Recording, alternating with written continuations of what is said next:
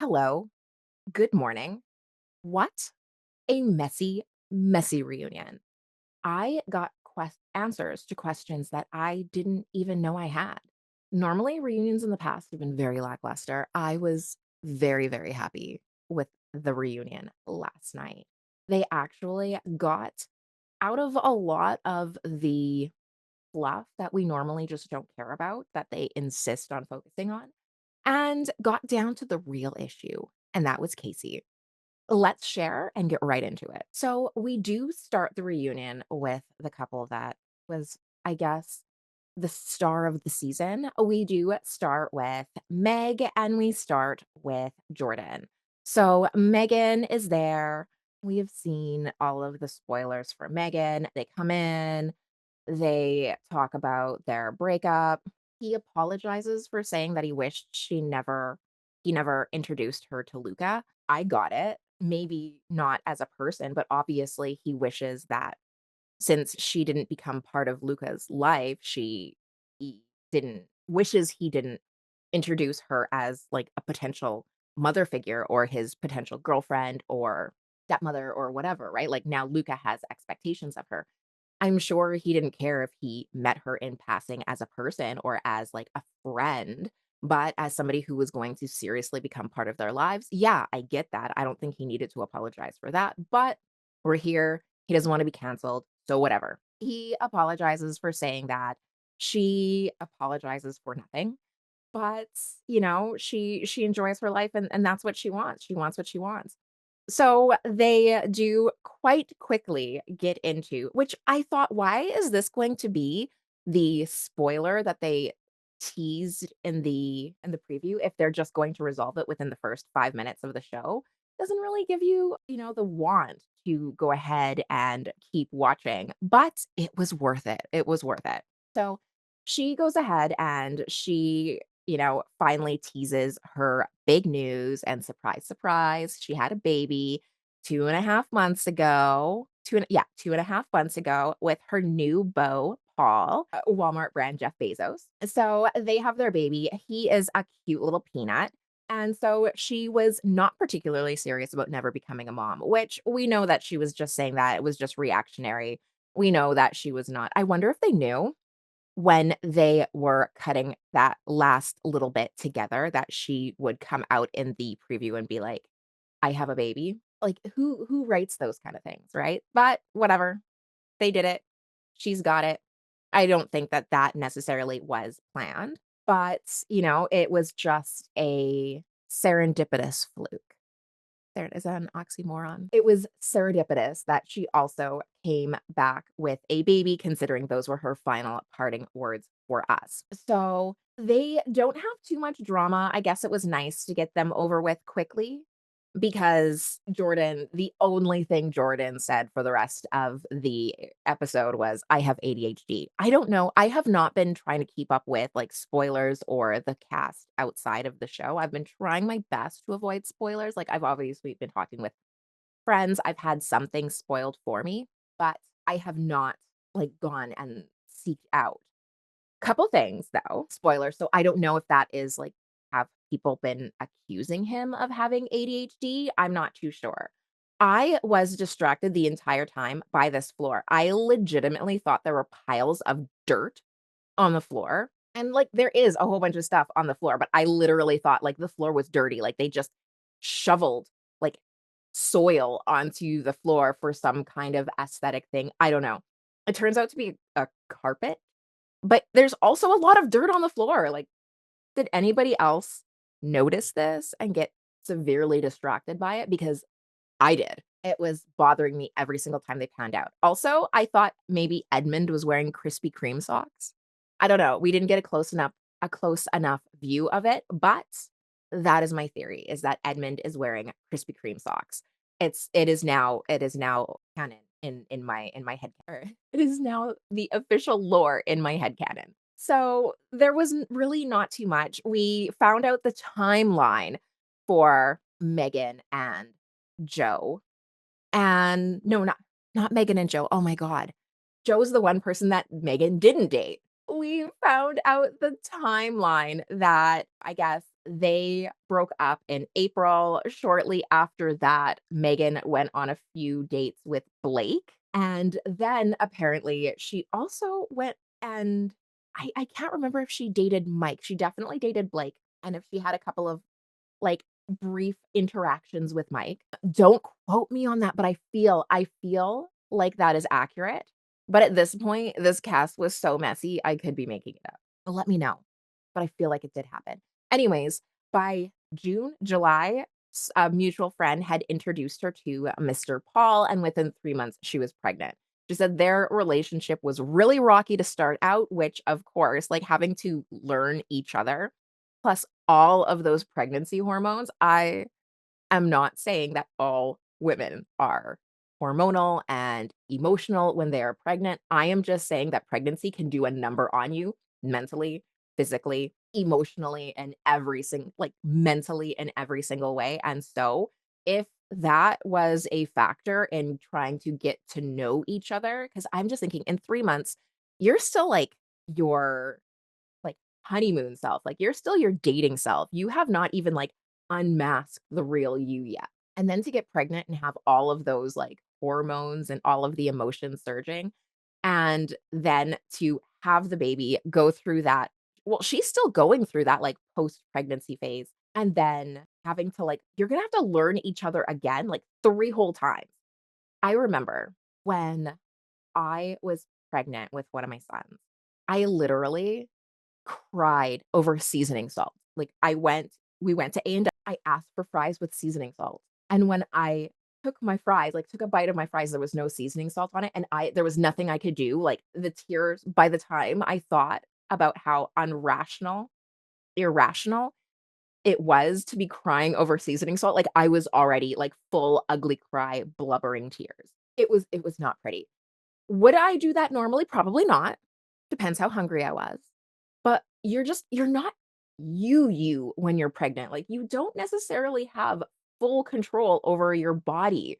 So, I get that that would be a very rocky period. I am sorry that she didn't get to enjoy the beginning of her relationship, but now she's got a beautiful baby, and now they get to build this beautiful family, and hopefully they stick in there and they are able to get through the different hers she's going to be because post-pregnancy, like, she's still in that 2 months. She's not even at the baby bliss yet. Like, she's still, like, coming off of all those hormones.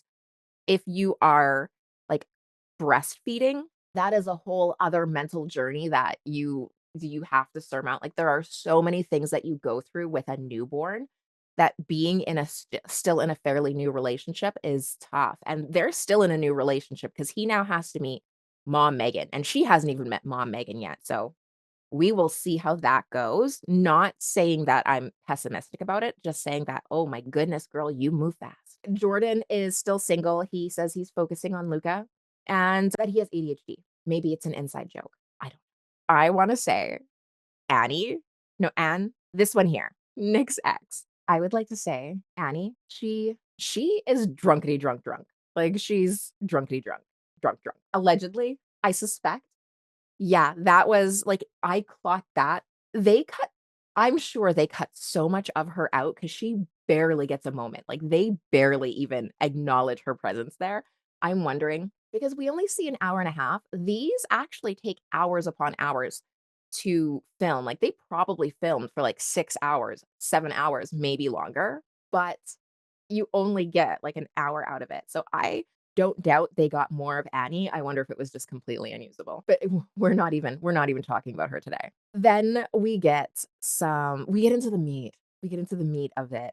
They bring out Patrick and Casey and Kate. And at first I was like, why are they bringing out Kate right now? Like, she has nothing to do with the Patrick and Casey storyline. Oh, was I wrong? Oh, was I wrong? So they go through, they debate on the timeline between Patrick and Casey and who was right, who was wrong, who did what to who. And Casey keeps saying that Patrick is basically lying about what happened, but she doesn't tell a different story. She still says, "We got back. He asked if we could speak, if we could phone and talk. I wasn't ready to talk to him, so I put him off for days and days.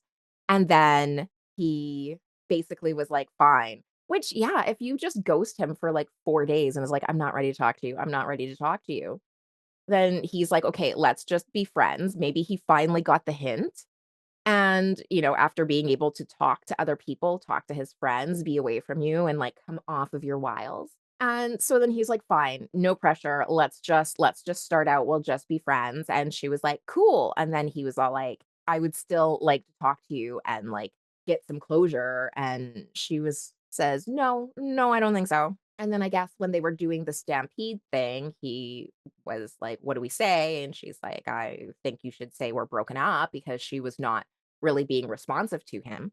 And so he did ask for the ring back out of principle, and she was like, "No, I don't think so." So the story doesn't actually change even though she keeps saying that he's lying on her. That is Casey's stance on everything, is that everyone is lying to her. That's all we need to know about Casey for Casey's position on the rest of everything that is said. So they Patrick actually gives her a chance to apologize, and he points out it's not for him. And I honestly I actually genuinely think that it is not for him. I'm sure he's gotten over it. It's been a year and a half. Like, sure, he's probably still a little hurt that she would not just be honest with him and drag him along. Cause, like, personally, that's what I would be upset about. Like, if you don't want to be with me, like, just tell me. Like, you don't have to string me along. I won't be any more hurt than if you don't. Like, it's easier for you to not tell me that it is for me, like, don't do me any favors. Which and so now that he's, officially got the hint a year later when they're still not dating, that that he does they she doesn't wanna be with him. He's like, but for her to be able to say her piece on this platform, this is the perfect platform for her to say her piece and for her to apologize and or explain herself and have the internet stop harassing her, be and believe that she is a decent person, and she's like, "I don't think I'm gonna do that." She does eventually apologize, but it literally takes forever, and it takes him convincing her over and over and over again that, like, "Listen, just apologize, and people will believe you. People will leave you alone." And she's bringing up that he did her dirty by reposting something. Like I said, I don't follow them outside, so something about her being a side chick or something like that, and it's like, yeah, he's probably bitter. Watching the show back opens all of these fresh wounds, and there are probably some reactionary moments. Not to mention that she was also posting things, so I think she posted something first, and then he posted something about her being a side chick in return, and it's very disingenuous because everybody, like, this is not just her. Everybody, it keeps complaining that they are hurt because you're dating multiple people and you feel the same way about A as you do about B. And so you are entertaining both relationships A, B, and possibly C and D if you're Megan. However, and apparently she was doing it too, comes later. But the fact that you had another, but then they also complain that you had another connection, so you can't possibly feel that way about me, but I had another connection, but that doesn't matter. It's all very messy, like, it's very, very messy. So she despite the fact that she had several other connections, she's complaining that he had another connection and that she got to post her pic her video about being his second choice because but he didn't have a right to post a picture or post a video about her being his second choice. I don't know. It is all very convoluted and messy, which I'm sure was the original premise of this show. So, she does eventually apologize. She does apologize, but it's almost like this quiet apology. If you don't have the captions on, you might actually miss it. I, of course, had to have the captions on because I kept missing things. So she does apologize. If you didn't see it, it was, like, very, very subtle. So I don't know if they did that on purpose or if the apology was really that weak. Like, there were a lot of apologies that happened, and they were very clear, and the acceptances of the apologies were very clear, and so the fact that hers was muffled underneath a whole bunch of other conversation and laughing and clapping, I don't know if that's just the only shot they could get of it, and it was just that kind of fleeting, or if why, but you if you blinked, you might have missed it. Now, she does eventually give him the ring back, and again, not out of money, out of principle, and at one point, she's like, "Should I just throw it. And it's like, no, Casey, you should not throw it. Like, why are you trying to make this worse on yourself? Now, she does do this look. I'm so glad I captured it because this look is she has it all of the time, and it's just this, like, blank stare look, and I feel like is it, like, her recharging? Is it her I don't know what it is. I don't know what it is. So they ultimately go and start playing basketball, and this point here is a little manipulative. I did not like what they did here because they're playing this game of basketball with Chris Price, I don't know, some basketball player. They do, like, the 3 points or whatever, and it's, like, whoever wins. You can see they're kinda having fun and, Patrick's having a good time. Casey wins by 1 shot because she really wants that ring back, so Patrick gives her the ring back. And then they go into the real dirt, which I thought was this is the part that I thought was manipulative because they went and they butter him up and they, get Patrick in a good mood, so he agrees to give the ring back. And then they're like, "So, Casey, what else were you up to after the show?" And she's all like, "Nothing." And they're like, "Did you date anybody?" And Casey's like, "Maybe." And she keeps staring at Joe. So, we find out that I guess Casey and Joe dated, which I can't remember if I mentioned this because it was spoiled to me a little bit, and I thought it was just an interesting tidbit at the time, but apparently it's just like the outside peel of an onion, the Casey onion that we're gonna start digging through. And not even just Casey, it's this cast. This cast was messy when it got home. I think they would have had so much such a better season if they just followed the post-pod antics of the cast as a whole than following the couples to the altar. That's where the real storyline was. So, Casey and Joe started dating, apparently, and that's really got to Madison. So, Madison is sitting there, and I 100% get what Madison was saying. Now, if we rewind and we follow the timeline, which again, I think I discussed I can't remember if I discussed it or not, but I did know about it where they had the bridal fittings, they had the tux fittings, and Joe freaked out at the tux fittings. So apparently after that, Madison didn't know anything about it, and Joe never mentioned anything about it. And then Madison, Joe, and a whole bunch of the other pod members went out to a mixer. And so they were hanging out, they were drinking, and Madison was, I guess, like their buddies all came with them. And Madison was talking to Joe's friends and hanging out with them and was saying how in love she was and how excited she was for the wedding and yada yada yada. Well, I guess when she looked over, she saw Casey, yes, Casey, with two palms on Joe's chest, giving her googly eyes. And this is not just an observation. Apparently, Joe himself came over and they had an entire conversation, Joe and Madison, about how Casey was, in quotations, giving Joe googly eyes. Joe actually used the word googly eyes while they're at this mixer. So Madison feels a way about this impacting her engagement because Joe says that it had no bearing on it, but the following day, Joe broke up with her. And she's like, "Why did we even go to this mixer? Why didn't you just tell me that day that you didn't wanna be with me? Why did you let me hang out with your friends and hang out at this bar and watch Casey give you these googly eyes like you were flirting with her, she was flirting with you. Why did you put me through all of that?" And again, if you don't wanna be with me, just tell me, don't do me any favors. And he's like, "Well, I wanted to enjoy the evening with my friends." Joe, you could have enjoyed that evening with your friends without dragging Madison along. You very much could have. Like, you know what? You probably could have enjoyed that evening with your friends that much more if you were not stringing Madison along because then you could just be you.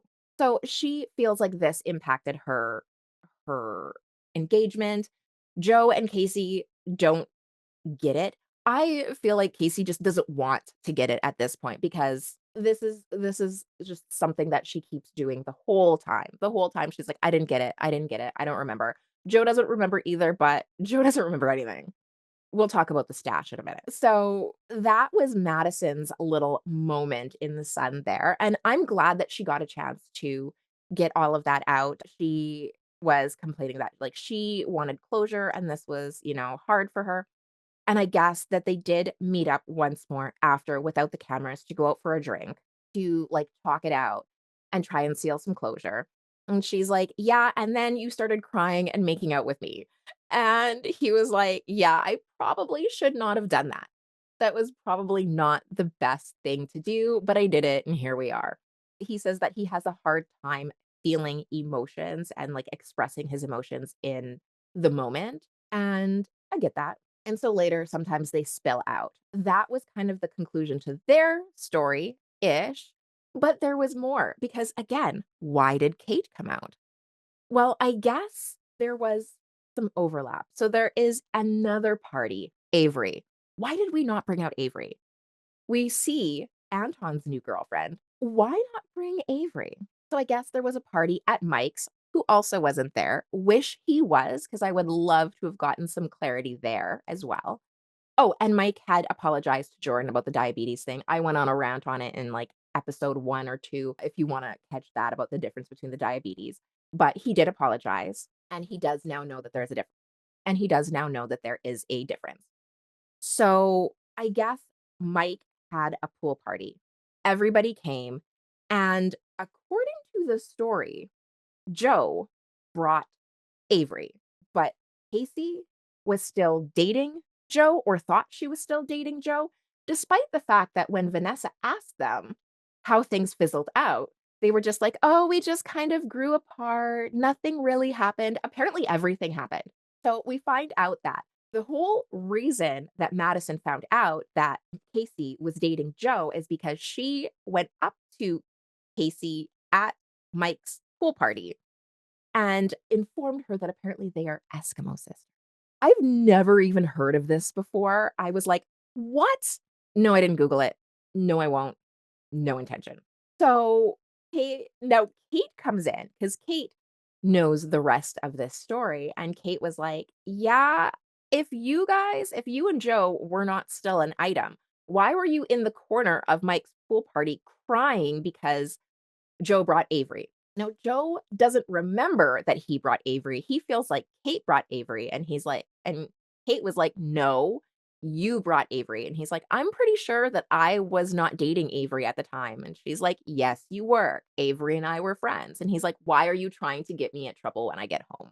So then he goes on and says that the first handful of months that he was dating Avery, the first 3 months that he was dating Avery was really messy, and they kept breaking up and getting back together and breaking up and getting back together. So if we're starting to, like, move backwards on the timeline, it does kind of feel like there was some overlap. He's saying that they got back together around, like, Halloween or maybe just after Halloween, so October, September, August. But if he started dating Casey in July, like he said they did, and they dated for, like, a month and a half, then yeah, it gets a little messy. Like, even if you say move it up to June. Maybe he started dating Casey in June. Then that 6 weeks, that still brings us to August. That's still weird with the first 3-month deal that he said about Avery. So it does seem like there was a little bit of overlap. If there wasn't, it was still pretty close. And again, maybe he thought they had fizzled out and she was not there yet. Did he tell her that they fizzled out? I don't know. Oh, no. But apparently, again, Casey was crying in the corner and then telling and ranting to Madison about how horribly Joe treats her. And Madison was also very annoyed about that because she's like, "How are you going to go talk to his ex fiance about how he treats you horribly?" So that was messy. So then they're like, "Well, Kate, how are you doing? Did you end up dating anybody?" And Kate was like, "Yeah, actually, I was also kind of dating Brendan in the pods, who was also dating. That was one of the guys that Annie was also interested. I think that was Annie's number 1 until he was not." And she's like, "We went out on a couple of dates and I was super excited about him. And I went to a party at Casey's house and all of the girls were hyping me up and they were like, 'Yeah, you should go for it. Like you should totally go for it. This is awesome for you.'" And then I guess they were out somewhere and Casey, who was the host of the party, so you would assume that she knew. Whether she knew or not, it doesn't matter. Casey was all over Brennan. So Casey. Casey's just in love with love. And so Kate walked away from that. She was like, "You know what? I don't need this kind of drama. This is too messy for me. I do not want to be involved in another love triangle. What I'm going to do is nope myself out of this entire situation." So Kate did not pursue things with Brennan after that. We don't know what Casey did. Casey be Caseying. She just wants to collect all these men's like Pokemon, apparently. We also got a moment between Kate and Nick, and Kate Nick got to address how Kate feels that he was not genuine in how he acted in the pods and how he acted post pods, and said that she felt everything he did was very, very performative. And he is saying that he wasn't. And I'm sorry, he still sounds very calculated and very performative. He sounds like he literally researched and wrote out exactly what he was going to say and how he was going to apologize beforehand. Like, if he had pulled out a piece of paper and read a speech, I would not be surprised. And that's what she said. She's like, I thank you. I appreciate your apology, but you could also still be doing it. Annie, Annie has some things to say about this because Nick could not possibly be the villain. He's all good. This was the one and only time they really let Annie speak, and I think looking at these pictures, these bloodshot eyes, I think we know why. So, she does kind of accept his apology, but she does also say that, it could just still be calculated, and Annie wants to say that they're all dating multiple people. He's allowed to say the same things to multiple people. And Kate just feels that that's kind of inauthentic, which I totally get, even though you're dating 4 or 5 people. As the days progress, you're dwindling down.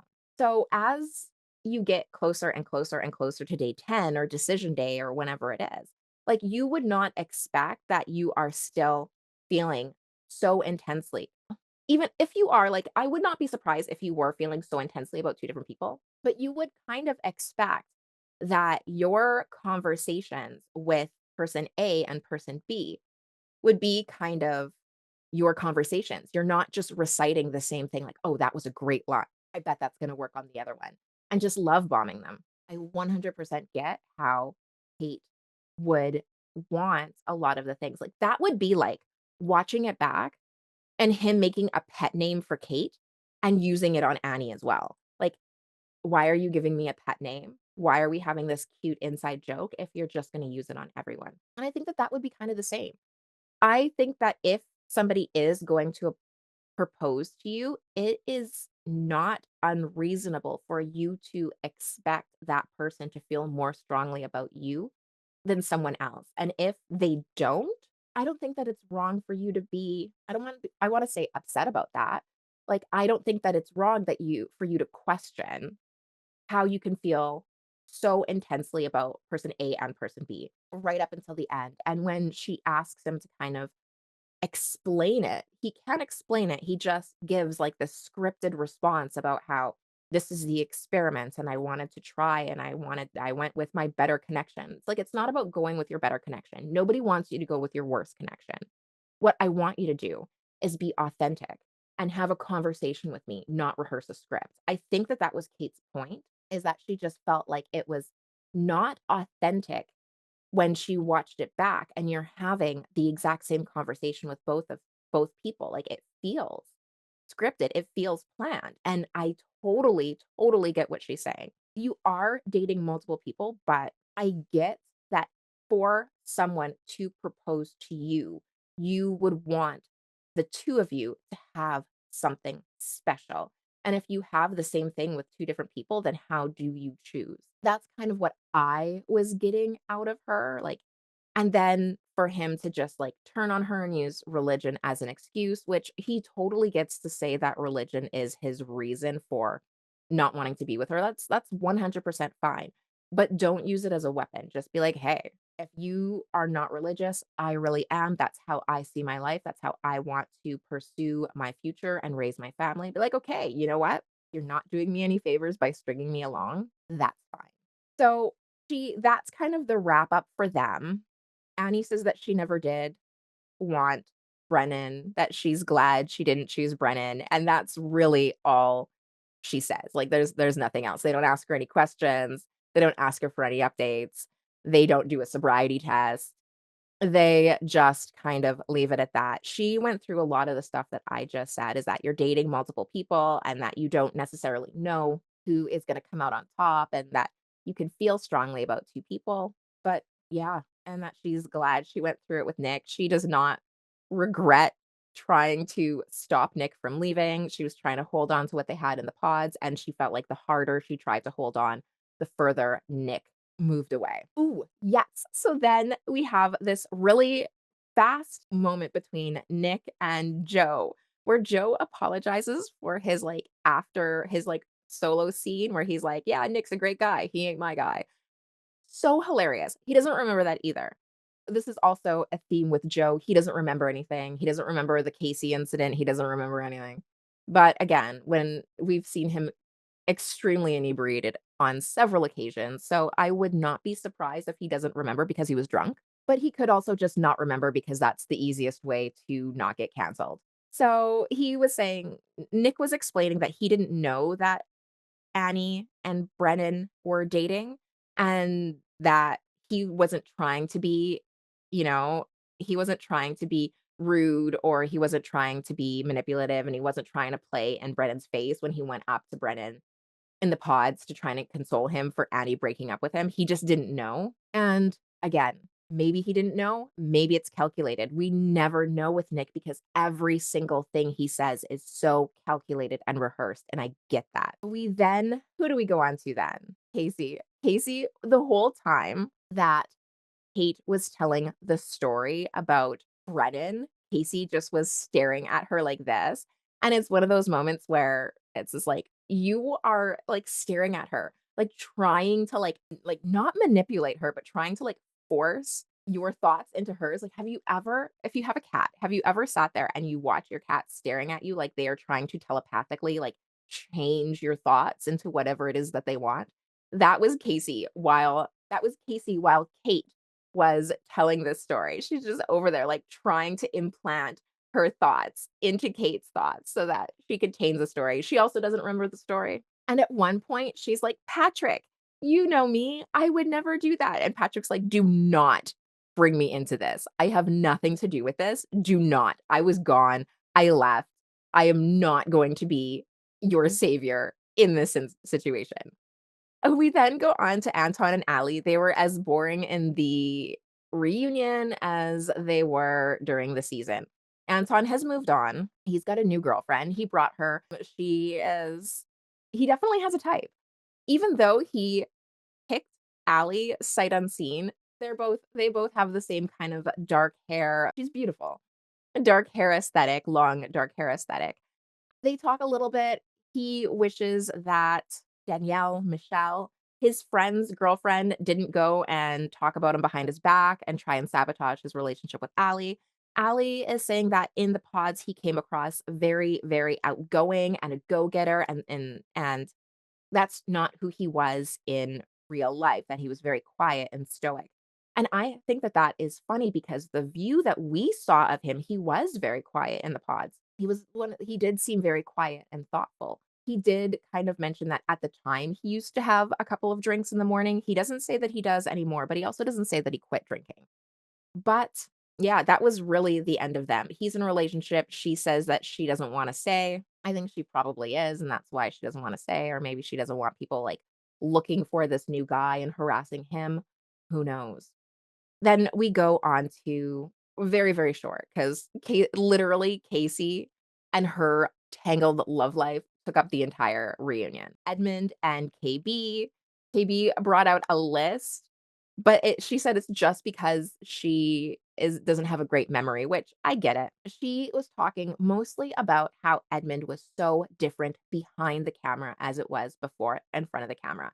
She said that they did not actually trauma bond, that when they were having these conversations, she really did feel like they became best friends. And she was like, I wanted to try it with my best friend, which I think is great. I think that having a solid friendship is probably the best foundation for a relationship. So I do get that. If you guys enjoyed having this friendship, if you built this strong, like, friendship bond and you were like, "Hey, like, let's try it out. Let's see where this goes." Then I get that as a friendship. I also get seeing it through, like, this is a whole the depending on how you view the experiment, it's about seeing it through to the wedding day and trying it and trying every single day, and she said every day she woke up and she chose to try. She said that she did get very frustrated with Edmund because it was a lot of the same thing, that he was very dismissive of her behind the scenes, that she talked to him so many times about how she didn't like how he was dismissive, how she didn't like how she was being portrayed on camera, how she didn't like that he would start fights with her right before filming, and then she'd be all pissed off, and she's like, "This is a stereotype, and you're feeding right into it, and I don't want to." She said that there were times that she went up to him in tears and saying that she just does not feel like herself, and that he was like, "I don't know what you're talking about, and I can't relate to that," and would just walk away from him, and how alone she felt in that situation. So that's kinda where she was coming from. She apologized for calling him out his name, she apologized for not being kinder, and that she actually talked to her mom about it, and she's like, "He says that I'm not a kind person," and her mom's like, "You are a kind person, but maybe kindness means something else to him. So maybe you need to learn what he needs to interpret you as kind and give him that." And that she really did try. So he says he doesn't remember any of this. He doesn't remember any of these fights. And Vanessa Lachey actually points out that maybe it's because of your trauma. Maybe your way of coping with trauma and coping with conflict is to just forget about it and bury it. And I kind of agree with that. Like, that is totally possible because she's pointing out all of these specific events. Like she was saying before the cupboard scene, somebody had told him, like, "Listen, Edmund, you're being obnoxious." And he went to KB and he was like, "Oh, somebody just called me obnoxious." And she's like, "You are being obnoxious. You are being loud." Like, and then he was like, "Oh, KB, just forgive me. Like, I love you." Duh." And that was a cycle that they kept going through all the time. And then she said for the first 10 or so days that they were in person together, he would be crying like that every single day, and she was getting really exasperated with it, and she felt that it was starting to feel very manipulative because it was constant whenever she tried to bring something up for them to work on about their relationship. He would just cry and be like, I love you so much. I love you so much." Instead of being like, "Okay, how can I do this better? What do you need from me?" And she felt like it was manipulative, and then one day he just came to her, he's like, "I'm not gonna be crying anymore," and she said, "Okay," and then after that, he just turned very dismissive, which can also be another manipulation tactic. If the tears aren't working, then are you going to play, like, the hard to get? Are you gonna play the withholding and see if I come to you? So, I get that. He says that none of this happened. He doesn't remember any of it, like I said, and that he just says that, she's the best thing that ever happened to him, and he's never gonna be able to get another woman like her. And I felt that that was also very manipulative. You can tell that they did cut out a lot. So, I'm not I'm saying that, like, that sentence sounds like it is very manipulative to disarm her, but you can see here that she has tears in her eyes.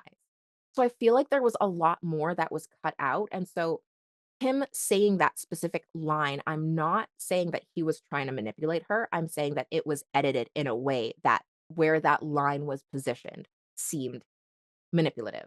But you can tell that there's more conversation because all of a sudden she's fine in this scene, but literally 30 seconds later, she's got tears in her eyes. So there's obviously more that they cut out, and I feel that he probably had a lot more to say. He probably did, like, they probably did talk a lot more, but maybe it just was boring and they had to cut it down, and Casey's storyline was so much more interesting. But they do kind of have a nice little moment at the end, and they do hug it out, which I thought was super cute. And then we find out it's Jordan's birthday, so they gotta pay the bills, and they come out with continuity cups of ice cream, which I loved. We gotta pay the bills, we gotta show the ninja smoothie.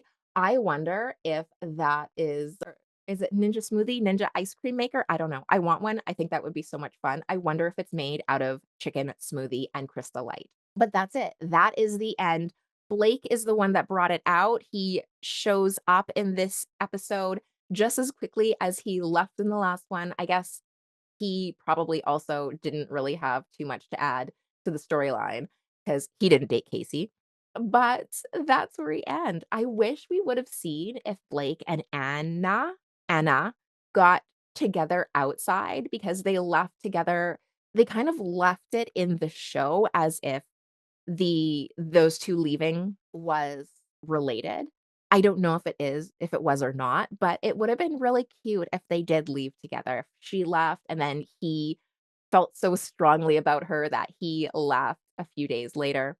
I think that she left, like, halfway through. I think they were saying that Anna left on day 5, which is still super, super early in the process. I get it because I think if I remember from past cast members, in the beginning, like, for the first couple of days, you're only meeting for, like, short periods of time, like, maybe, like, 15, 20 minutes at a time, and then it goes to an hour, and then it goes longer and longer as you start whittling down your choices. So I get that.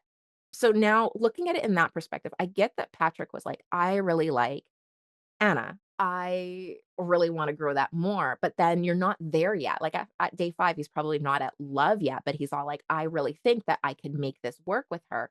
But you're still probably, like you're still halfway there, so you're probably having, like, 1 or 2-hour dates, whereas I think by, like, days 9 or 10, you're spending, like, 6 hours, 4, 6 hours together, or, like, having these really long maybe even longer, having these really long extended dates. And so I get how, yeah, you can have this intensive experience, and then just at day 5, that falls off, and it's like, "You know what? I still have a connection, let me see how this grows," and then it does grow, and then it does grow. Sorry, I thought there was a cat outside my window. Sometimes we have cats that, like, come up to the window and, like, peer in. They're just the neighborhood cats. So, yeah, I do get that. That kinda did come up with the Patrick and Casey, but I felt like it was a little bit of a red herring. But that's it. Another season of Love Is Blind down the drain. Nothing was redeemed at all. Well, I guess, KB and Edmund, they made their peace. They got some closure, hopefully. So one of, I don't know, 30, how many people were there? But that's it. I need to decide what I'm going to review next now that I'm getting used to this weekly schedule. There are some shows that I'm thinking about watching. I just watched a documentary that I thought was super interesting about The Perfect Neighbor. It's on Netflix. I was thinking about reviewing that.